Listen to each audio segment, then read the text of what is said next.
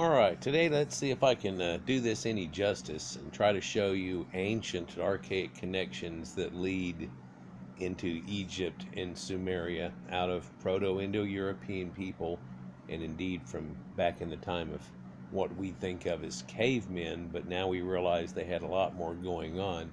Perhaps their art just wasn't quite up to par just yet, or the people that were doing the drawings weren't the artisans necessarily, which makes an odd statement. But we look at something here. We're looking at a site that's known as Magura Cave, and it is up in Bulgaria, right? And what we see here is, if you can make it out, there are men with either swords or erections, and there are women in dresses. I don't know how well this shows up, but there's a woman in a dress here with her arms up. There's another one over here with her arms up. Now this has all been dated to 8 to 10,000 BC. So this would have been a primordial people, perhaps somehow connected to the Göbekli Tepe people, Catalhoyuk, things like that. But no, it seems like there's a slight different connection, although maybe a blend of those. But if you look at where they are up in Bulgaria and Romania and things, it shows you an odd connection over there near the Black Sea and so on, above the Caucasus. And over in the range that we're looking at, there's strange pictures here where it shows you men with bow and arrows. Of course, at this time, we're well aware and versed with that. There's a sign of what looks like a woman in a dress or a heavy woman. There are ostriches, which is a strange thing to find all the way up into this area, wouldn't it? But ostrich feathers have been prized by people all the way up through this area, through primordial times and up until recently, and we well know it. I mean, beautiful plumage. They put them in hats, things like that and everything, but there used to be a flightless bird, apparently, all the way up into Anatolia and very close to this area. But of course we know where their major hub now is in Africa, and alone in Africa.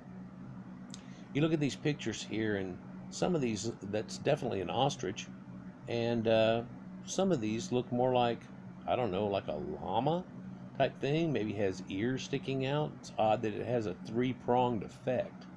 Maybe it's opening its mouth, but then if it did, it would, like, let me cover that up, it would have an open mouth like Kermit the Frog or something. It wouldn't have like that. People have said this is a deer, a non-horned deer. You go, oh, okay, I can see that. What else do we see in this? Well, there's a lot of scratching on the rocks. People have gotten in here and ruined and wrote Gilroy was here and stupid crap like they do. And you can see some evidences of it up here. But what I want to show you is this is part of a fertility rite and a hunting rite that they show, and it's all in symbology. And what else is shown here is a dog. You can see this, right? And then there's a Birdman head effigy here, where his head's facing this way, and he kind of looks like Hawkman, if you will, a little bit. There's a few more of these things that correspond to this in this cave, and I'll show you some more art to go with it, and we're going to go through that and show you connections, which I've already done a few times. And if you've been watching some of my recent videos, I've been kind of showing pieces of this leading into this in a way, and let's see if I can pull this together for you. And now whenever I add a couple of more pieces to this puzzle, you're like, oh, I can see it. Let's see if you can see these connections. If you'll look, here's that woman with her arms up, which is much like the one over here that's wearing a skirt with her arms up, but you can't see it. That's faded off and done bad. Who knows? Some of these people came in here and rubbed these things, did things to them, who knows what. But you can definitely tell, has her arms up in this crescent symbology with her head in the crescent, right? And this looks like she is some type of shaman, and she's leading this somewhat sex ritual that goes along with it. And then on a different palette, on a different plate, if you will, here's a hunting ritual that's going on with these ostriches. And you can find these ostriches even in Göbekli Tepe, up on their pillars that they have, and the T-shaped pillars that they have that are there.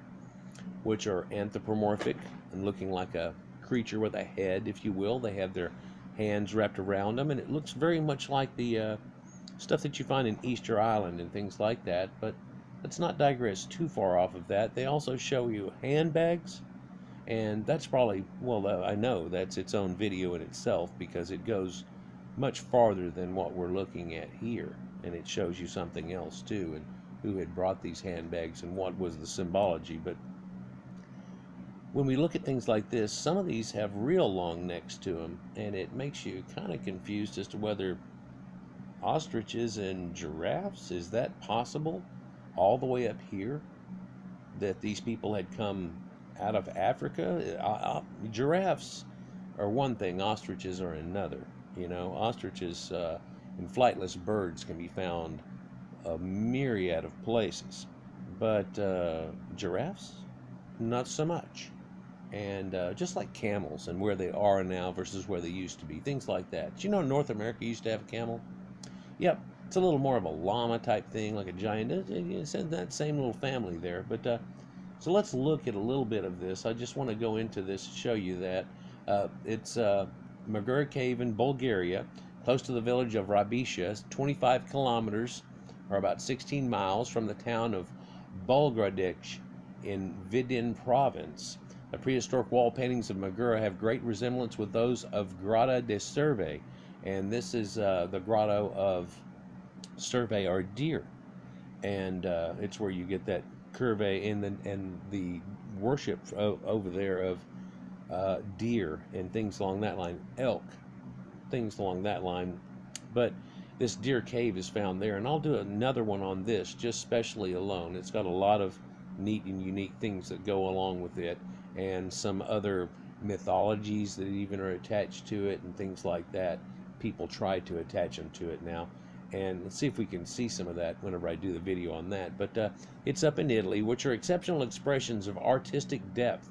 Both of these seem to match each other, and they are considered the most significant works of art of the European post-Paleolithic era. Guided visits are conducted by the staff of Bulgaric municipality, the people that live there, which management of the cave was transferred in 2012 by the Bulgarian Council of Ministers. Now, in '84, the site was induced into the UNESCO's tentative list of World Heritage Sites, but it hasn't been claimed on its site, on it itself. And where we're looking at is right up in here, not too far off the Danube, but up in here, and I'm sorry, is the other one off the Danube, but in Bulgaria here, right?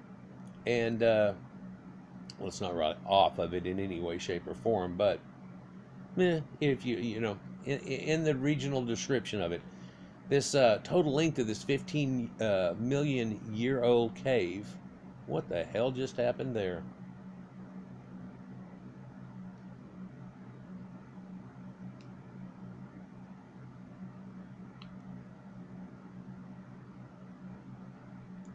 They didn't like me looking at that.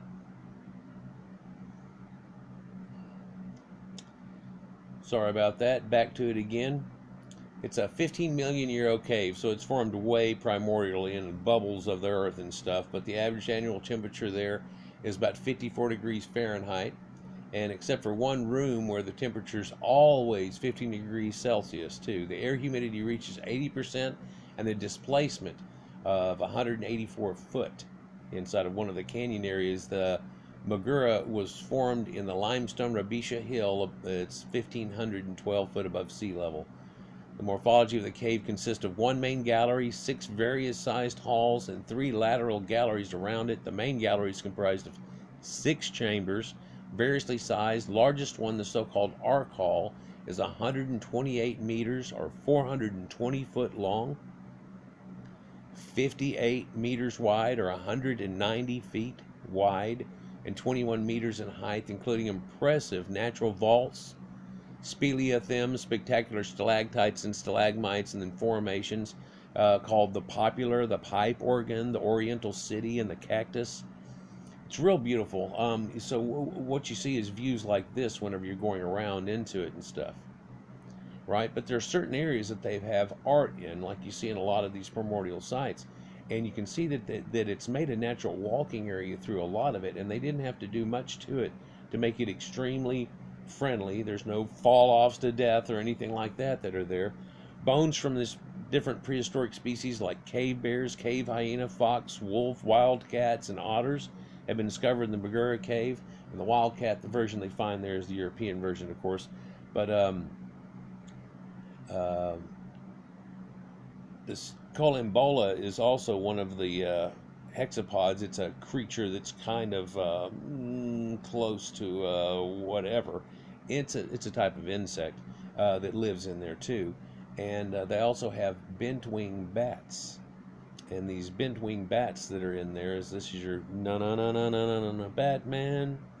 Yeah. Did you know that there's a actual in over in Eurasia, there's a place called Batman. Yeah, it's amazing. I've showed it in a couple of my videos when you look there. But these cave paintings dating from the Epo-Paleolithic and Neolithic, and Bronze Age decorate some of the caves wall. The paintings have been estimated to be 10 and 8,000 years ago, so they trap between there. The drawings represent important events of the society that have occupied the Magura cave, religious ceremonies, hunting scenes, depictions of deities, which are unique on the Balkan Peninsula, and I tell you they're not.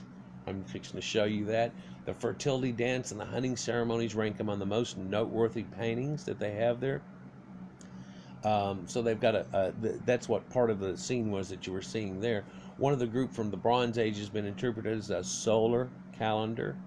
According to Alexei Stoyev and Pinka Valaya Stoeva, Bronze Age paintings of staggered black and white squares that are there, used to count the days in the calendar month, permit to describe fairly accurately the number of days in a solar tropical year. Well, I think it's 364. But Stoev and Magura in 1999 noticed this. The site was only found not too long ago, but then the other site that I talked about a moment ago was only found like in 1970. And so they've kind of trapped that one and saved it so people can't get in there and mark up the cave. There was very little of that done in the first place. Contemporary imitations of possible fertility rites are reported.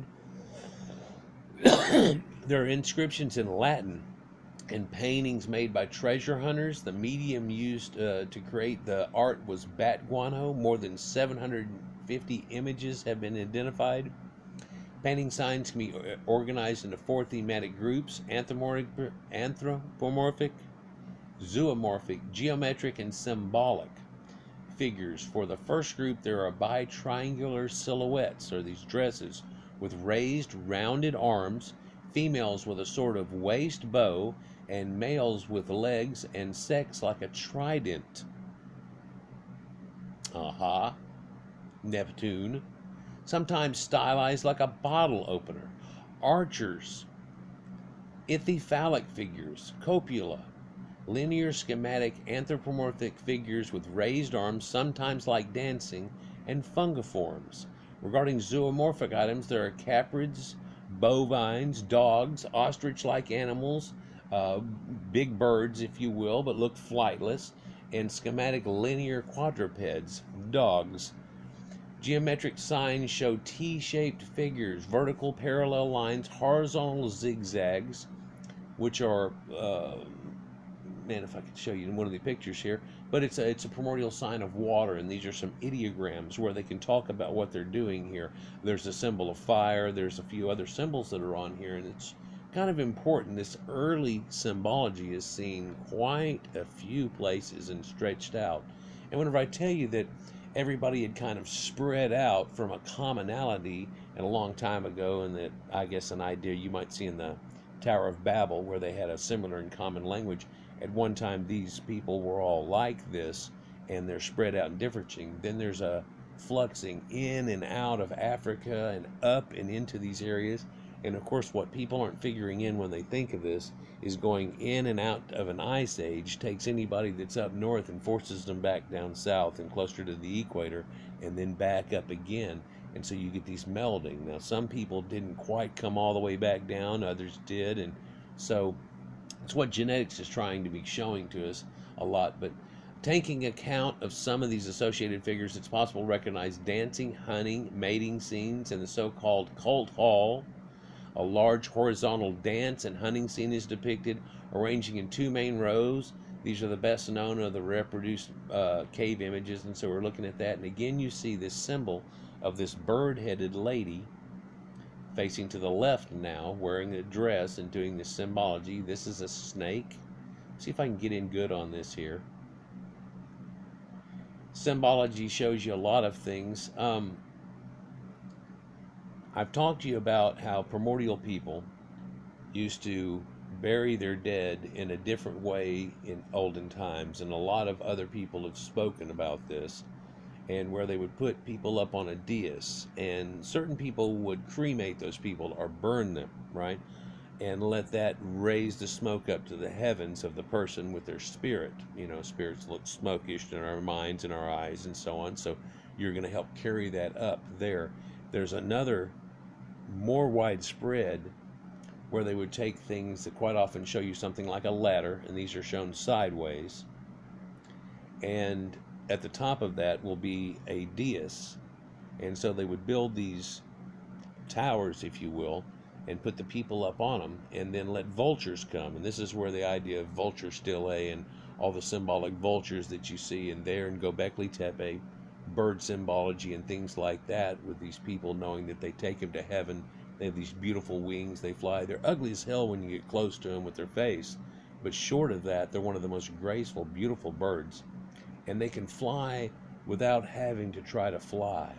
They can swirl, and they fly up and up and up and up and take the pieces that they take from the bodies up to heaven. So symbolically, they were taking people to heaven. And you can see these in here, and this is your concept of a Jacob's ladder also that we see sometimes in these. But so other symbology here too. This has more of a horned effect on its head. This one here, a horned effect on its head. But people have said, well, just the head part of it has kind of gotten ruined and it doesn't show up anymore. But some of these definitely show a horned effect onto them, and people dancing and doing this symbology here that you see, scratch art writing. But you can see also people have come in and scratched and wrote Buddha and stuff all over the top of this, like, oh, I'm so cool, watch me ruin crap. There's an odd thing here in the depiction. It looks like there's a horse and a man sitting on it with his arms raised up. Or is this a big woman with a large dress? People have tried to say, look, that looks like that. Somebody wrote 1854 in the cave that's here. So it's been occupied a few times by people and coming down through here. The remarkable thing is, if you look at the ceiling, there's not an egregious amount of soot compared to the amount of time people must have spent into here. So they must have been using small lamps, things like that. This is the picture that we were showing before, and only a portion of it, and you can see how it carries on and on and on down the wall. And these are like a scape and a set, almost like a couch type thing, but they've used it for this. There's another primordial giant bird, like a duck type of thing. This looks more like an ibis. Right? You can see that.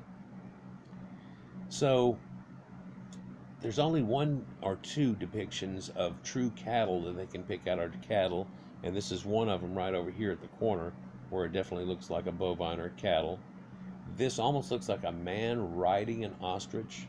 People have made a lot out of it, but it could be a man riding a horse. It could be not. It could be a lot of things, but it's just odd. Here's another symbology of the woman with her arching arms.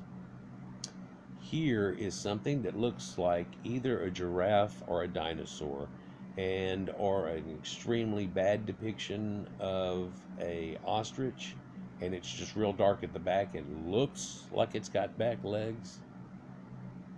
So many people have said, no, you look at it close of it, and they made scratches and drew it in there. That's a giraffe. It looks like it, almost a marbled neck. That's a giraffe. And these other symbologies here too, and stuff that lead to a calendar that they had. So it's kind of neat. Let's look at maybe just straight pictures here if we can. That was one of the cave arts that are there, the cave picture that's there. Why did this thing go back to trouble again?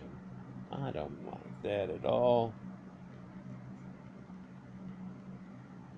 Not going to pull it up. Oh yeah, well how about Magura cave art?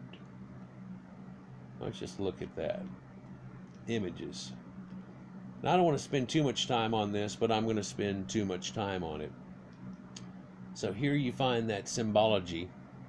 This is all of these different symbols of these people that have this waistband on them, almost like a hula hoop, if you will, and they look like ballerinas, right? Ballerinas and hula hoops. So you can see this, right? Not all of them have a hula hoop, but some of them, whenever you start to look at it, start to look like an ankh, right? You see this concept? And whenever you see it in Carthage, in ancient art from over there, you see it's a person standing, and they make it into an ankh, and it has a widened bottom on it like it's wearing a skirt again also, right? But you can also see horn symbology in this too, somewhat. But no, this is a woman holding her arms up in more of a bird effigy, if you will. There's other symbologies that are shown that look like this, right? This is a tree. It's a man, but it's a tree. A lot of the symbology, holding a halo even in this one right here. And this is this long ago. And there's ancient script that's been found there, right? And even in the ancient script, they're using symbology X, H-O-T-E-P, Hotep, K-H-A-M, Camotep. Really? Are you seeing this slightly written in there? But look at this ideology and ideograms that are still into here. Here's a snake. Here's that person holding her arms up. This is really just a fungal form and not a P. C-T-Y-O-X. This starts spelling things in Latin here. Well, we're not going to get into that. They have these T-shaped pillars that are in here and so on. I'm just showing you a connection here to these ancient people from Bulgaria that have all this crazy art that they have that's all over just one site. But then again, there's 4 or 5 I can show you that still show you this same lady holding her arm up. Here's the sun as a deity. So there's their sun worshippers in some way, shape, or form, and they're showing it to you. And you can see this, again, bird-headed deity with their arms up. And I've shown you before, but we're going to look again at something. Let's look at... Oh, how would I pull up the best part? Egyptian pottery early. So you can find these red ochre type things and stuff. The earliest of potteries. Well, let me see if I can make a few more connections for you here. They didn't have horses there until much later, and we know that, and that's from like the Hyksos and stuff. But so you can see that maybe in this far over the left symbol there in that pottery. But here we see cattle. And what we also see is this symbol scratched in the bottom of the bowl, and that's the symbol of a god in Sumerians. But this is Nakata art and pre-dynastic. And you can kind of tell it's, but one side looks woven like a basket, where they were saying, well, we used to make baskets like this. Look at what we make now. And they're giving the symbology of a basket with it, which is pretty neat. You can see these lotuses here, and I'm going to show you something about these upturned lotuses in the same bluish green color here shortly also. But in a lot of this early Nakata art that you find out, you always seem to find this symbology on there of these boats, and it's a big old boat. It's got one or two huts that are on it, and then here you see that symbology of somebody holding their arms up, and then you say like little mountains and trees, and you can see these daises too that I told you about, where they would put people up on towers, and SSSSSSS written on there, but that probably is not S or anything. But what does it mean? And these lug-handled jugs, and that means something too, because if you follow that technology and where that came from, there's something real conspicuous about that too. How many more of these can I find in early Egyptian Nakada 1 pot with boat scene. The Nakada culture is an archaeological Chalcolithic pre-dynastic Egyptian 4400 to 3000 BC, named for the town of Nakada, but you can see this pre-dynastic culture here. There's an ibex up there and like a hunting scene in the background, but here is this hunting goddess doing her thing. Here is an ibis right there. Now it's not an ostrich, but it's an ibis. But then quite often in these hunting scenes, you will find ibises.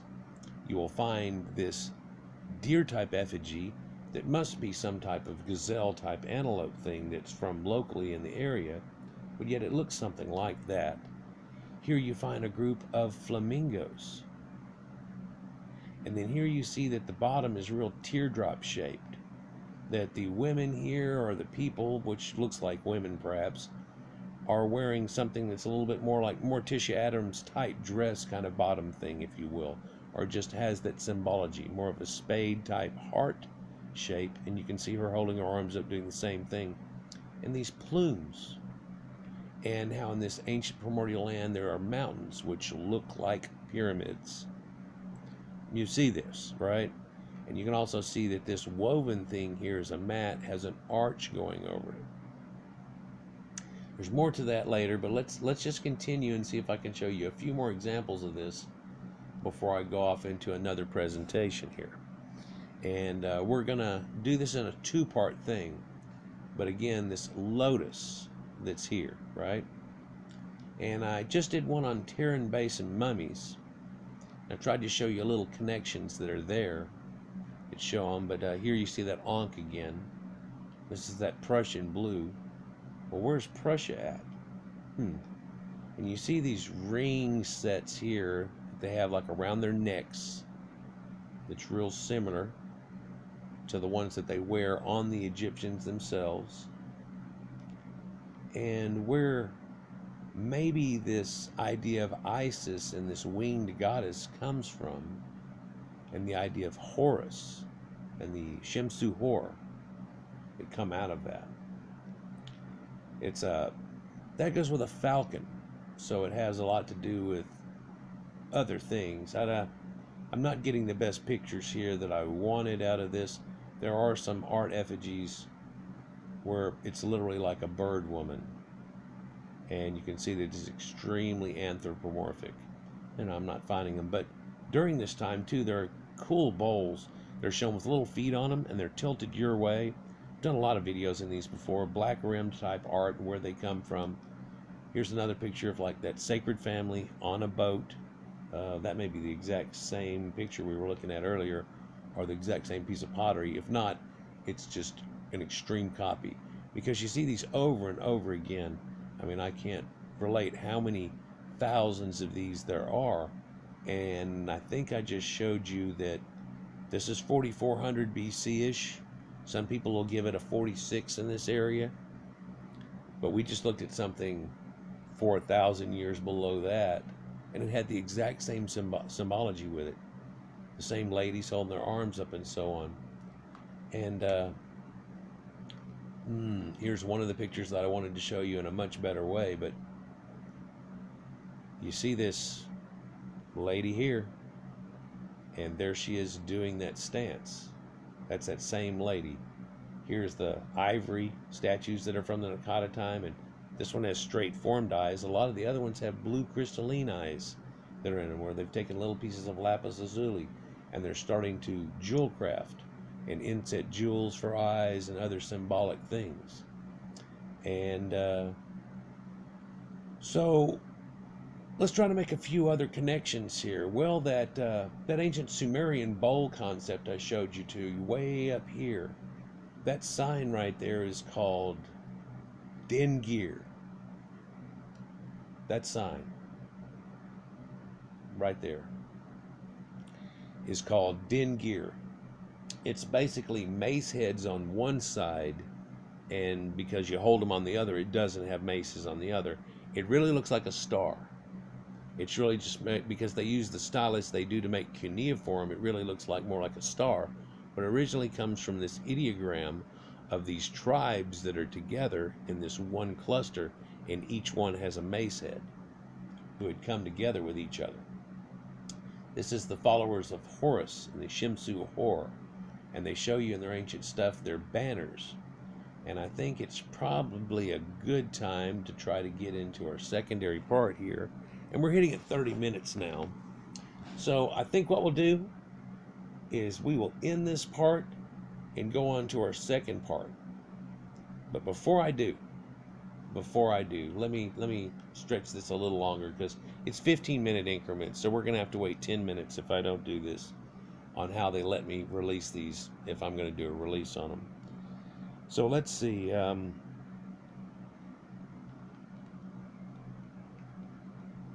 Tarim Basin mummies. Let's make another connection here with these Tarim Basin mummies.